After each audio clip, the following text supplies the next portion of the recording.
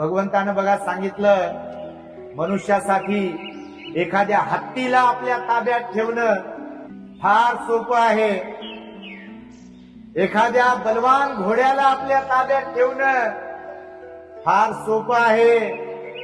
ताकदवर बैलाला आपल्या ताब्यात ठेवणं फार सोपं आहे. हिंस्त्र असलेल्या वाघाला, सिंहाला किंवा कोणत्याही प्राण्याला आपल्या ताब्यात ठेवणं फार सोपं आहे. पण परिस्थितीनुरूप आपल्या मनाला, प्रसंगानुरूप आपल्या मनाला समतेमध्ये ठेवणं याच्या एवढं अवघड या जगात दुसरं काहीच नाही आहे. कारण हा मनाचा खेळ आहे सगळा. म्हणून कोणी संयमी आहे तर कोणी बिलकुल असंयमी आहे. आणि भगवंतानं कशाला महत्व दिलं? संयमाला महत्व दिलं बघा.